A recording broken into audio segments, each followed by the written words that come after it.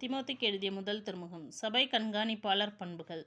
சபையை கண்காணிக்கும் பொறுப்பை நாடுகிற எவரும் மேன்மையானதொரு பணியை விரும்புகிறார்.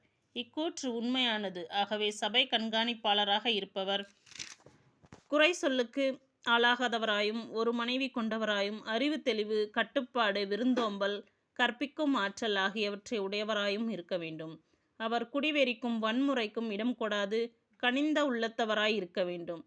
சண்டையையும் பொருளாசையையும் தவிர்ப்பவராகவும் இருக்க வேண்டும். தமது சொந்த குடும்பத்தை நல்ல முறையில் நடத்தி தம் பிள்ளைகள் பணிவுடனும் மிகுந்த கண்ணியத்துடனும் வளர ஆவண செய்பவராக இருக்க வேண்டும். தமது சொந்த குடும்பத்தை நடத்த தெரியாத ஒருவரால் கடவுளின் சபையை எவ்வாறு கவனிக்க முடியும்? திருச்சபையில் புதிதாக சேர்ந்த ஒருவர் கண்காணிப்பாளர் ஆகக்கூடாது. அவ்வாறு ஆவாரானால் அவர் தற்பெருமை கொள்ளலாம். அதனால் அழகைக்கு கிடைத்த தண்டனையை அவர் அடைய நேரிடும். சபை கண்காணிப்பாளர் திருச்சபைக்கு வெளியே உள்ளவர்களிடமும் நற்சான்று பெற்றவராய் இருக்க வேண்டும். இல்லாவிட்டால் அவர் இழி சொல்லுக்கு ஆளாகலாம். அழகையின் கண்ணியிலும் விழ நேரிடலாம். திருத்தொண்டர் பண்புகள். அவ்வாறே திருத்தொண்டர்களும் கண்ணியமுடையவர்களாக இருக்க வேண்டும். இரட்டை நாக்கு உள்ளவர்களாயும், குடிவெறிக்கு அடிமைப்பட்டவர்களாகவும், இழிவான ஊதியத்தின் மேல் ஆசை உள்ளவர்களாகவும் இருத்தல் ஆகாது. எச்சரிக்கை. தூய மனச்சான்று உடையவர்களாய் விசுவாசத்தின் மறைபொருளை காத்து வர வேண்டும்.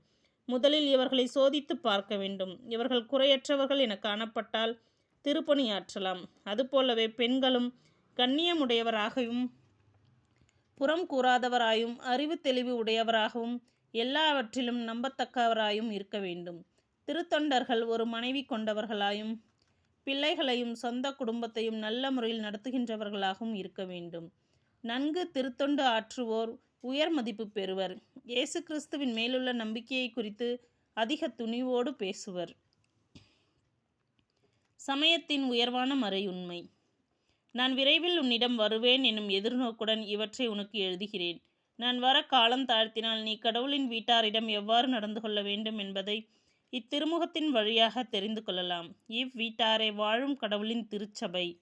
இத்திருச்சபை உண்மைக்கு தூணும் அடித்தளமுமாயிருக்கிறது. நமது சமயத்தின் மறை உண்மை உயர்வானது என்பதில் ஐயமே இல்லை. அது பின்வருமாறு.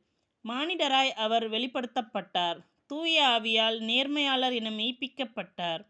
வானதூதருக்கு தோன்றினார். பிற இனத்தாருக்கு பறைசாற்றப்பட்டார். உலகினரால் நம்பிக்கையோடு ஏற்கப் பெற்றார். மாட்சியோடு விண்ணேற்றம் அடைந்தார். ஆமீன்.